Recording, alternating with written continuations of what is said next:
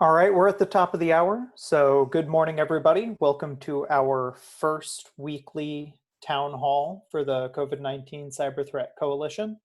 If you've not seen or heard me before, my name is Eric Galinkin. I am our community manager here at the Cyber Threat Coalition. So what our event and informational for everybody who wants to participate. We're also going to have a weekly recap of our threat advisory report. This week, we're going to have Emily, who runs our threat advisory report team, give us a little debrief on the report and talk a little bit about the key takeaways. After that, we're going to have Pim Trurbach and Joshua Sachs talk about our IOC pipeline and how we're managing that. So without further ado, take it away, Emily. Hey, thanks, Eric. Could we flip to the slides for the threat advisory, please, Nick?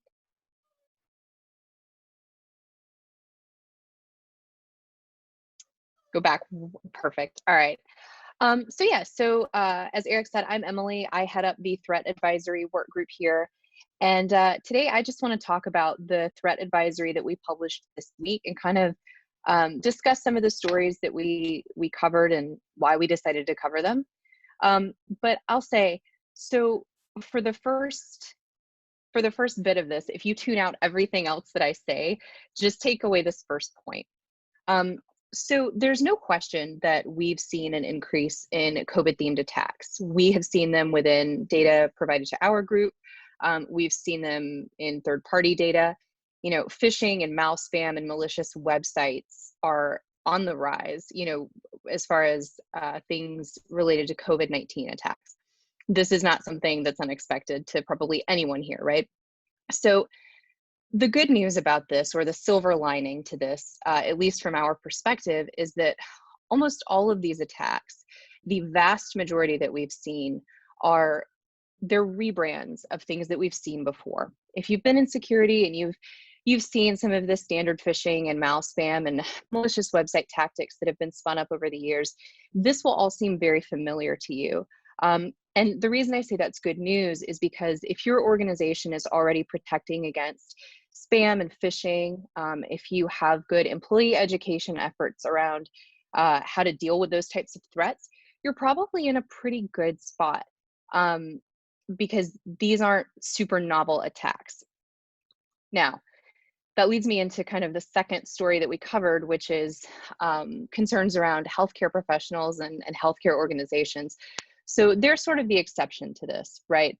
If you're here representing a hospital or any sort of healthcare adjacent organization, maybe you're making materials for, you know, PPE and whatnot, you're probably going to see an uptick in attacks as well, but they might be a little more targeted. They might be a little more advanced.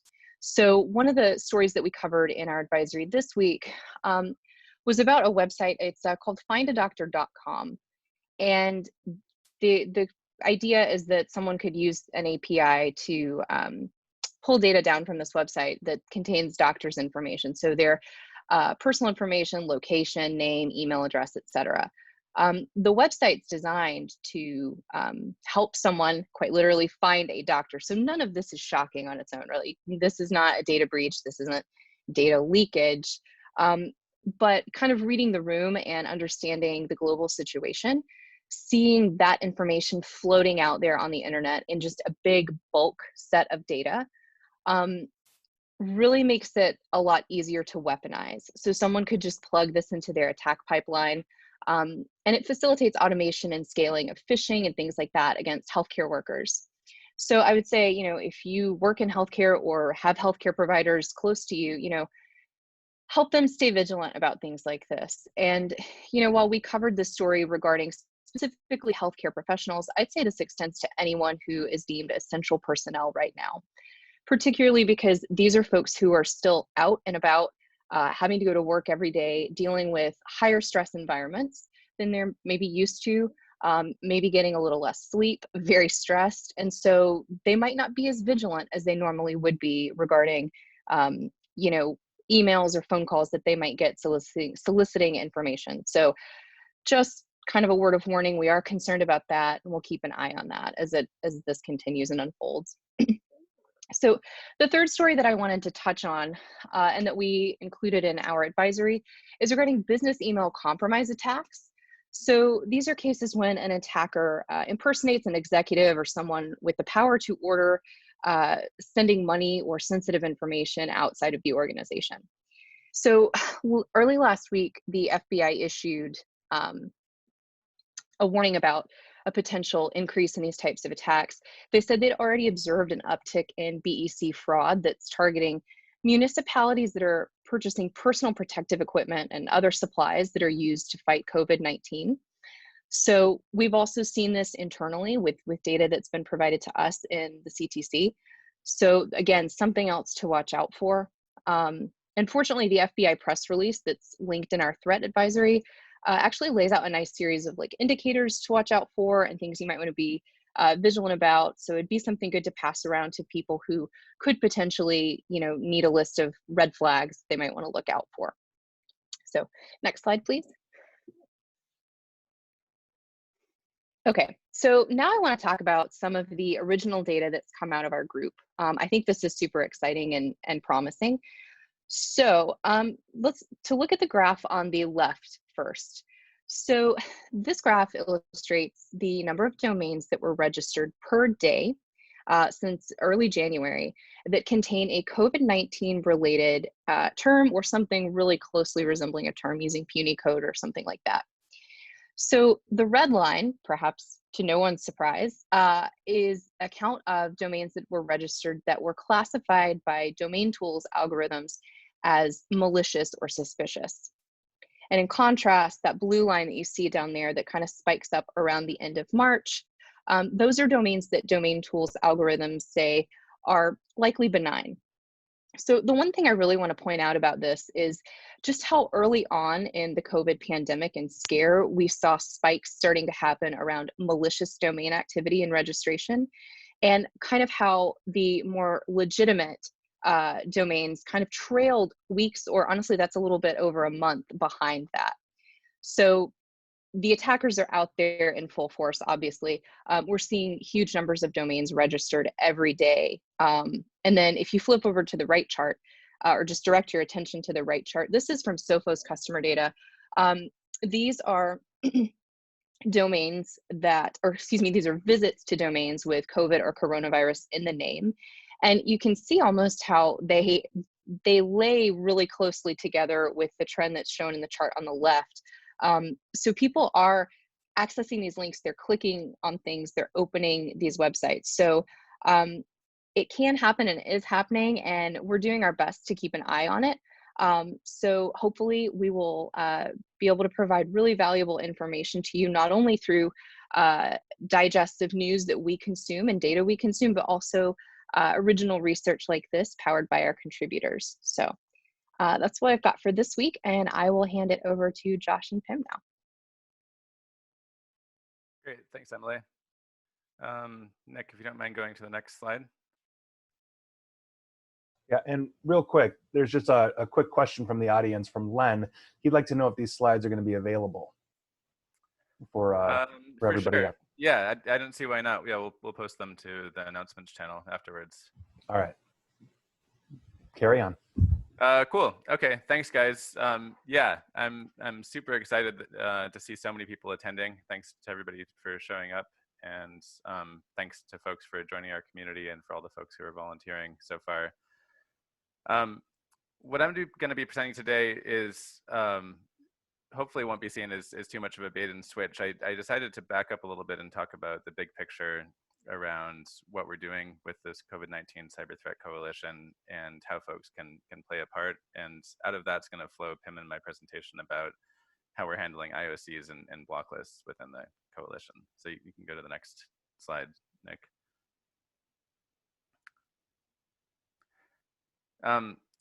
So here's a motivation for why we're doing what we're doing. So even if the level of cyber attacks remained flat, so there wasn't a big bump in cyber attacks during the crisis, it'd still be really important, I think, for folks to come together and volunteer their talents and skills in helping to do harm mitigation around cyber attacks. And that's because when our institutions are distressed, when individuals are distressed, when businesses are distressed, they're just less able to stay resilient to the effects of cyber attacks. So we've seen hospitals threatened by cyber attacks in the midst of this crisis.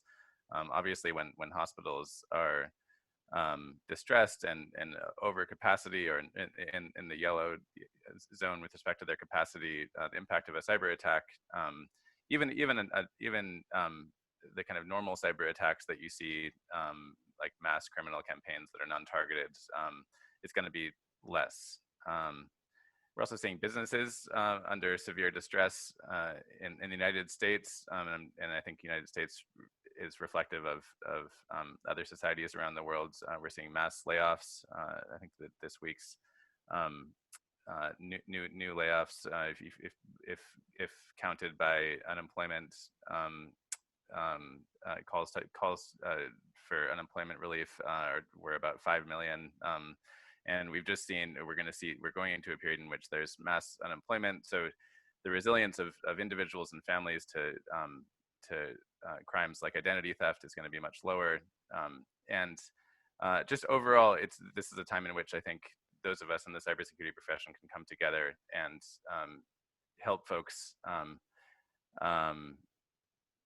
protect themselves from cyber attacks and remain more resilient. So you can go to the next slide, Nick.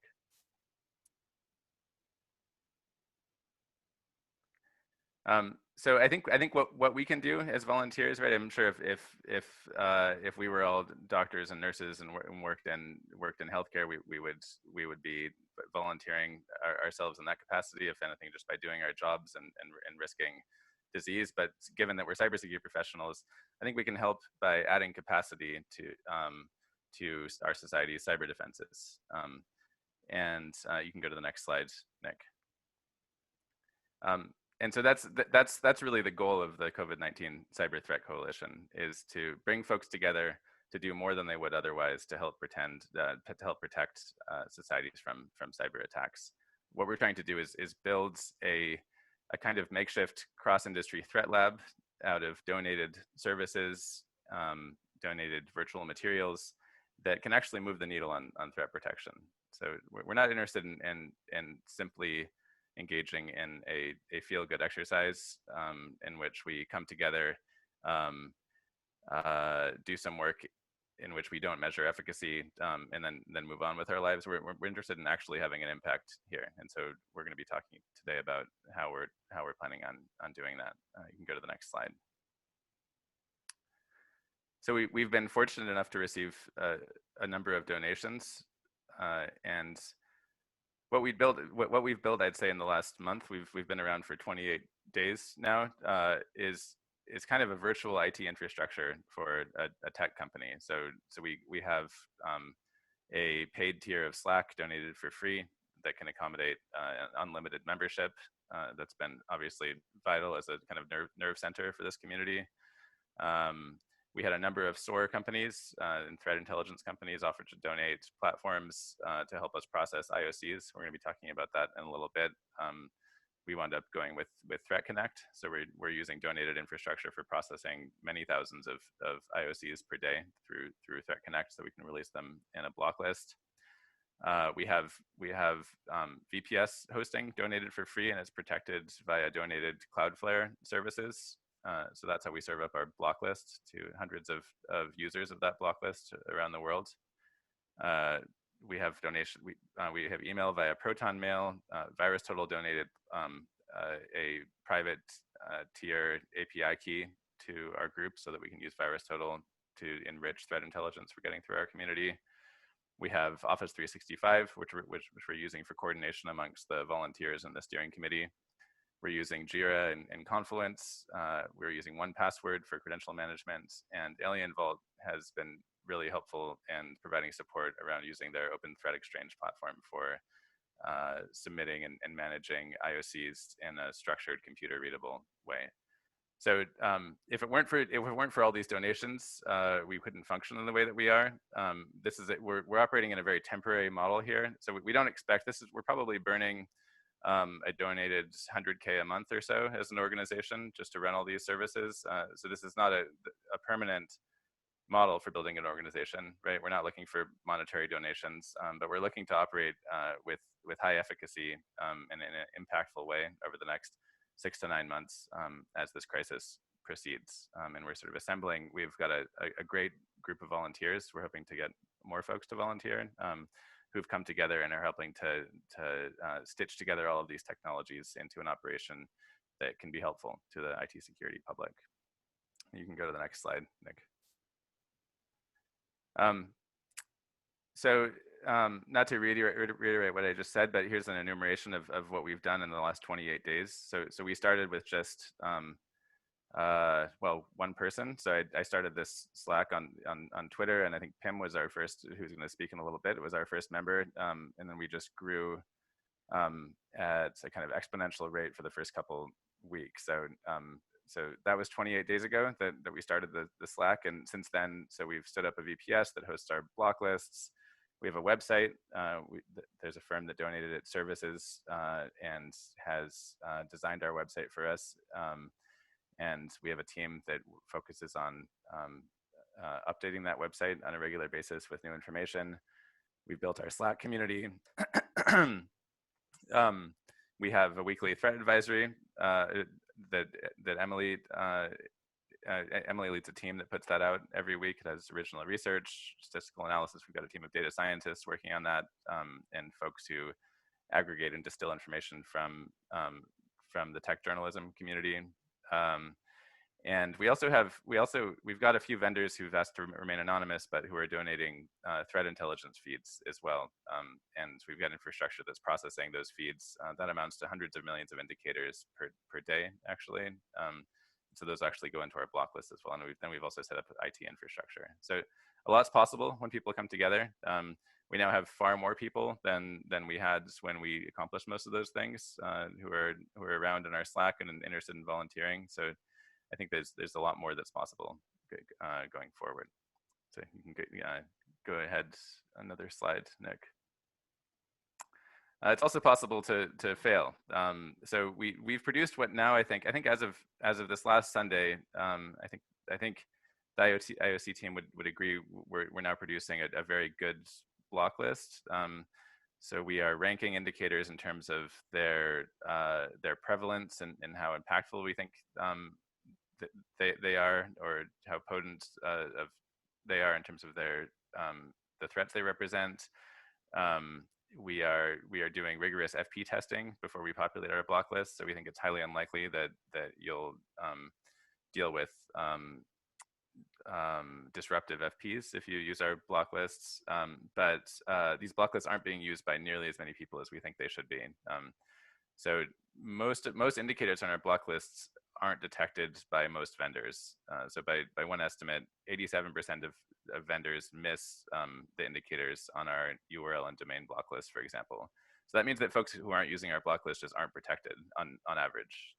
Most folks are not protected if they're not. Most folks are not protected from the indicators on our block list, and we think these are prevalent and important indicators that are fresh. We're updating our block lists every 10 minutes.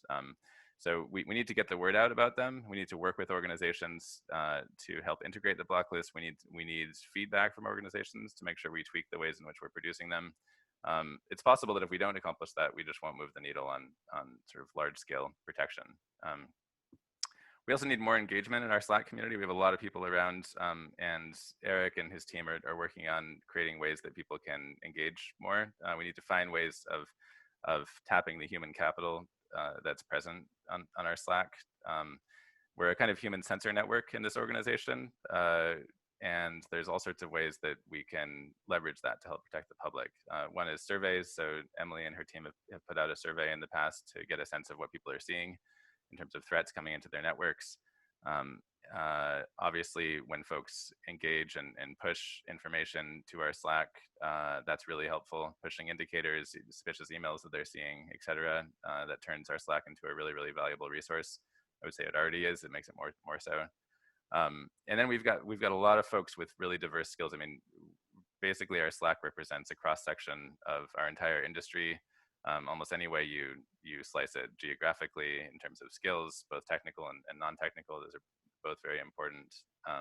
In terms of what social sector, whether it's government, military, law enforcement, intelligence agencies, vendors, SOCs, small, mid-sized, large businesses. We have all of that represented in our Slack, and there's lots of places to volunteer as well. So the point of this slide is that there are no foreground conclusions here. That the crisis is just really getting started in terms of its social impact, and we all have to make choices to engage in order to make sure that we're successful. So next slide, please. So yeah, so I hope folks get involved and join us and help for all the reasons that I just said. And you can go to the next slide, Nick.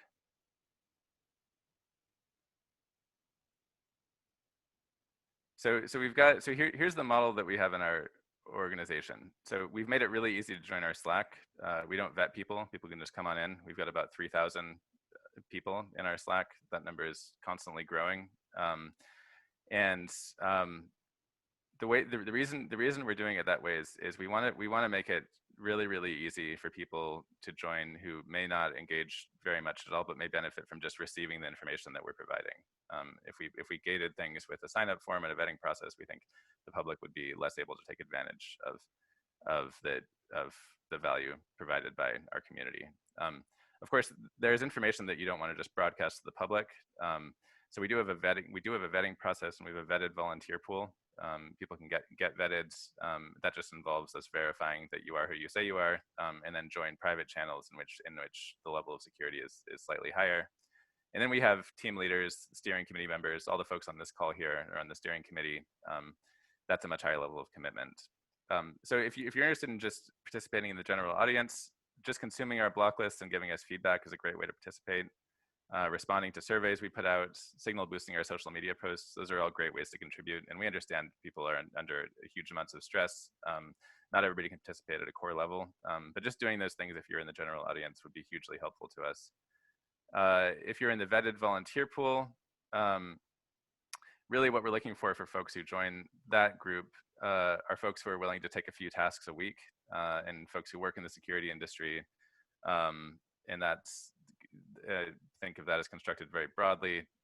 You don't necessarily have to be technical. You can be an expert in marketing, for example. We need those skills as well, or in program management. But we're looking for folks who can take a few actions a week as volunteers. And then on the steering committee, we're really making sacrificial contributions of time. So really it means working nights and weekends and being available on a daily basis in addition to our day jobs. So that's a different level of commitment, and we're always looking for folks who want to make that commitment as well. You can go to the next slide, Nick. Okay, so now we're going to get into our IRC pipeline. So you can go to the next slide. So here's a high-level model of how we're populating our block lists, and this is as much a problem statement as a high-level architecture. Basically, we've invited the broad IT security public onto our Slack and invited folks to contribute indicators, either on Slack or via Alienvault Open Threat Exchange. You can find more information in the announcements channel on our Slack about how to get involved there. But we don't all know each other, right? And we have no reason to assign high trust to each other, let alone take indicators that people are throwing out there and use them to block threats using our firewalls and endpoint security products, right? For all we know, people could be publishing bad IOCs that just really aren't worth using up hardware capacity on. People could even be suggesting we block, like, Amazon and Google infrastructure that would break our networks. So we have a bunch of untrusted IOCs. We need a processing pipeline to distill out what we do trust and what we would like to block, right? So the real question is, how do we go from untrusted to trusted, such that we can recommend to hospitals and other critical institutions that they use our block lists? What we've done, and Pim will talk about this in a second, he's taken the lead in organizing this, is we've adopted a SOAR system, which allows us to orchestrate lots of different security filters in a kind of Boolean logic, and basically take untrusted IOCs in on one end, and after filtering out bad ones, identifying good ones, prioritizing which ones we think are worth using up hardware capacity on firewalls, for example, we spit out on the other end a prioritized list of IOCs. So this was a big effort. It took a couple of weeks to get everything up and running. We now are up and running with this system. And in this diagram, I have swim lane store technology. We're not actually using swim lane. We're using Threat Connect. We are not tied to any specific vendor. We're taking donations as they come. And on the storefront, we received multiple donations, which was great. We just have to pick a platform. So you can go to the next slide, Nick. Okay, I'll pass it off to Pim to talk about the actual architecture that we're using. Hello, everyone. So just to get started, I thought I would talk about the general flow of our pipeline, and it goes from left to right. So to get started, we have a couple ingest points. We have the daily IOCs from Alienvault OTX. We have IOCs submitted via our Slack bot, which is currently in testing, and we have donated vendor feeds. So then we take those IOCs, push them through what we call a enrichment engine. And this enrichment engine will take these IOCs and attach metadata to them about how many positive hits they got on virus total, what signature matches were, and so on and so forth. And then we have a filter, and this filter will basically take any IOCs that are coming in and check if they belong in any allow lists. And this allows us to reduce the amount of false positives that we have. And then we kind of group all those results with the metadata into a single point, and we split them into 3 groups. We have false positives, which would be if you submitted a URL to virus total and got 0 positives, mark it as a false positive and stop the IOC there. You have this, and then you have true positives, which is, for instance, if you have a URL that has 10 plus positives on virus total, then you push that into the vetted intel group, because you can then trust that this IOC is most likely malicious and doesn't require human analysis. But then there's that middle area where you might have like 2 or 3 detections on virus total, and then you do want to have a human analyst go in and determine whether it's a false positive or a true positive. So for our enrichment engine, let's just walk through this diagram here. So we have, for instance, we take in a URL from Slack, and we need to split these IOCs into their various groups, because these IOCs are handled differently. For instance, if you have samples, you might want to submit them to just virus total or just Hatchling's triage. And for this automation piece, we decided to go with Threat Connect because it allows us to have minimal development resistance on creating these pipelines, and we can easily spin up REST endpoints. We can create as many read-only users, so users can go and check our own acceptance criteria. They can check out dashboards, and it allows us to easily create REST endpoints to scale to higher numbers of IOCs. So for instance, if we're taking a URL, we push that through to virus total, and then virus total will say this got, for instance, 15 positive hits on virus total. Then we push it through the allow list, just double check that it's not been seen in any allow list. And then we push that onto the true positives because it's above our acceptance criteria of 10 plus positives. And that gets pushed onto the vetted intel group. Now the vetted intel group is mirrored to the blocklist.cyberthreatcoalition.org every, I believe it's a couple hours. And we have daily deltas there being shared so that every day you can get the new ILCs that are coming out. Now there are a couple things we still have to implement with this diagram. We have to finish testing our Slack bot that's currently being worked on. We have the ability to do single IOC submission. We have the ability to do bulk IOC submission, and we're just now getting a false positive submission in there too. So for instance, if you all in the group are seeing false positives, you can report those and we will go figure out why that made it through our list. We need to improve performance for our pipelines. Currently, we are limited at 10,000 requests or 10,000 IOCs a day, and that's due to the fact that we haven't well optimized the system yet. So there's some improvements that we need to make there. And we need to accept more types of IOCs. Currently, we are just processing URLs. And the reason we're doing that is because we want to get a really solid pipeline in place for one specific type of IOC. And then once we're all comfortable with the scale of which that's working, the results that are coming out, then we can easily create a REST endpoint for hashes, for domains, for malware samples, for IP addresses, and so on and so forth. And now there's a couple things that we want to add in the future as well.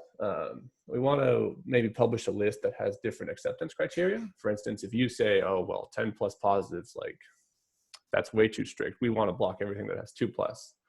Well, maybe if the community thinks that a list like that would be helpful, we can create that and publish separate lists based off of acceptance criteria. And we need to set up a system where volunteers can grab IOCs from a queue and vet whether they're true or false, and then report that back to the Slack bot, and that will be pushed onto the vetted intel group and then mirrored onto the block list.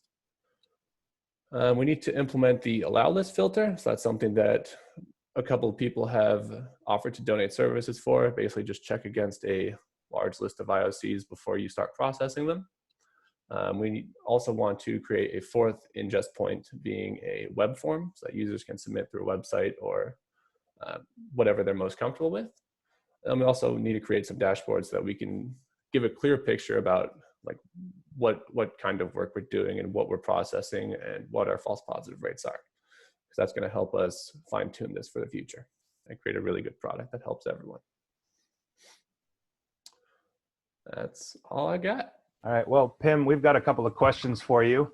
All and right. I kind of figure you'd be the most popular one here today. All right. So Aaron would like to know if what he's looking at here is the complete list of categories for the IOCs, hashes, URLs, domains, etc. And he also wants to know, if the IOC is only accepted if it has 10 positives on virus total.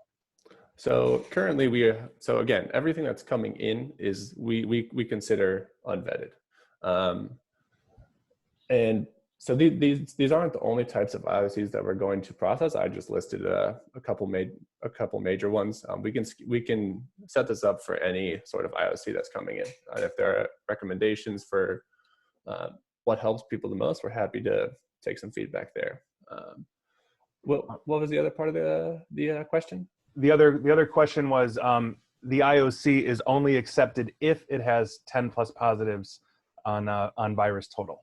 Yeah, so currently this is kind of our version 1 or proof of concept, so to speak.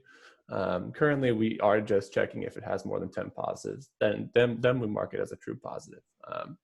But this is something that we're looking to expand when we have multiple servers coming in and we have multiple validation services that we can then do Boolean operations on to check whether it meets our criteria. So this criteria will continue to adapt as we add more services. All right, and Amy real quick would like to know, is there a working whitelist basically from the hash allow domains Slack channel? So I know that there is a GitHub repo being made in the allow list channel. That's not something we have started to implement yet. Currently, we are working on optimizing our pipeline so that we can process more IOCs, but the allow list filter is definitely something that I want to get in there because we've had a couple false positives in there that we can definitely catch in the future with the allow list filter. All right, and one last question, and then we'll move on. And if there are more questions, we'll try to answer them at the end. But Sultan would like to know how different is the human validation from the SOAR process? So the SOAR process is all automated, right? Like we're taking, if we really build this out, like we could be taking n number of services and having all results be parsed through there. Now, of course, automation is going to miss some things. There are gaps in antivirus products and security products, and that's where a human piece will come in. Now, of course, there's going to be, each human is going to have their own vetting process. For instance, if you have a junior analyst or a senior analyst, they might come up with different results, and people have different perspectives about what's good and bad. So I was really trying to design this in such a way that we reduce the amount of human validation that has to happen, because it's a kind of a gray area about who decides what's bad there. All right, thank you. And like I said, I'm seeing more questions here, but we'll keep this moving, and if we've got time at the end, we will we'll start getting them from oldest to newest. So with that, next slide, Pim. Yeah. Questions or comments? Well, heck. All right. All right. Once again, thank you everybody for attending, and let's get to the rest now.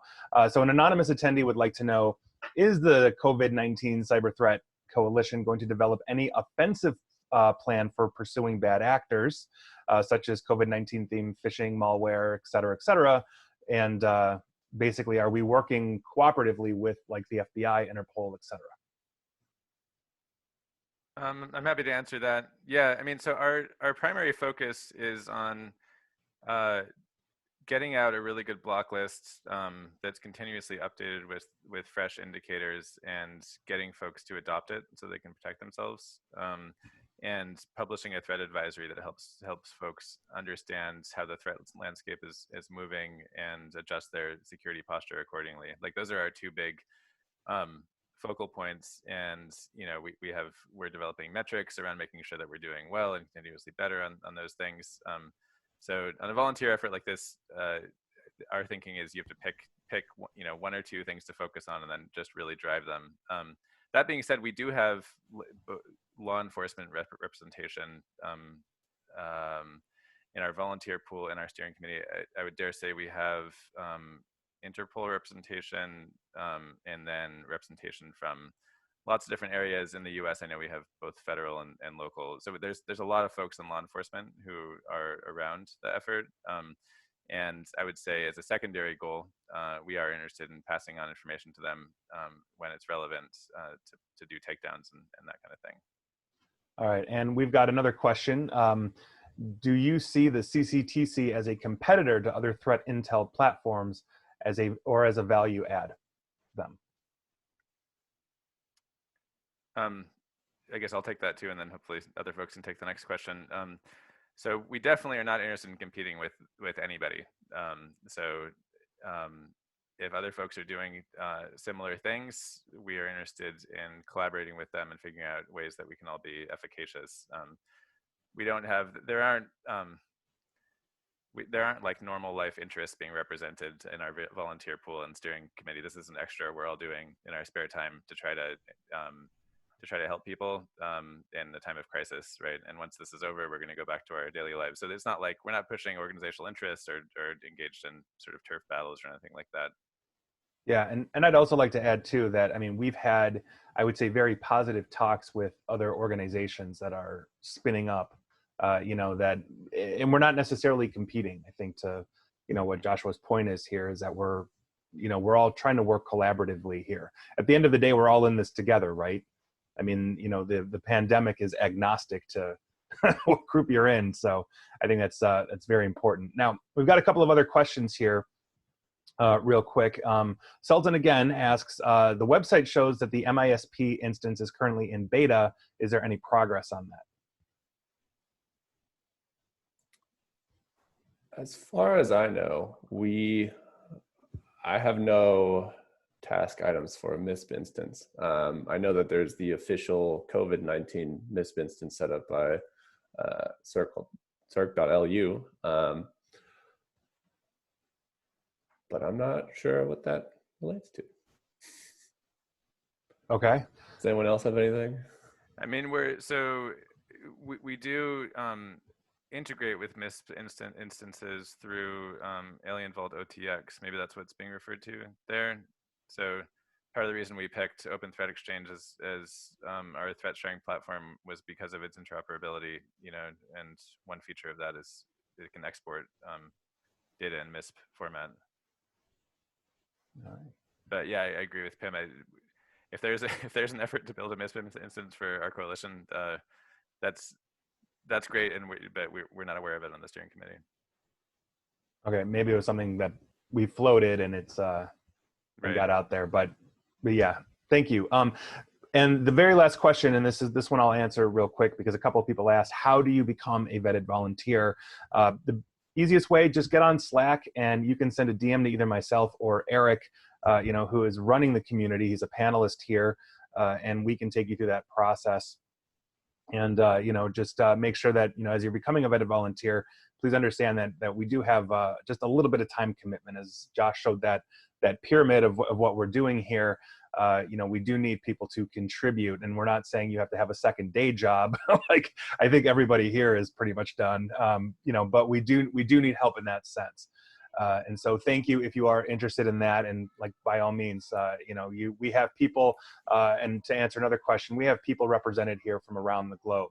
I'm in regular meetings with people from Europe and, other places. And again, this pandemic is agnostic to wherever you are around the globe. When it finds your community, it finds your community. And by virtue of that, there are always going to be people that are going to be trying to take advantage, of the situation. In this case, let's spoof and fish the fear through coronavirus or COVID-19, and that's why we exist. So I think it's pretty important. And so to answer Alex's question, what are the needs of the volunteers from the technical side?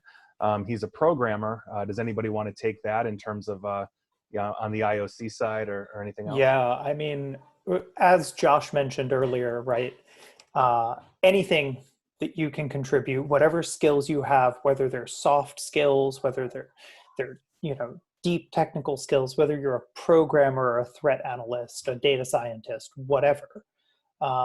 Even if you're just somebody who's interested and wants to help, but doesn't even know what an IOC is, we can use your help.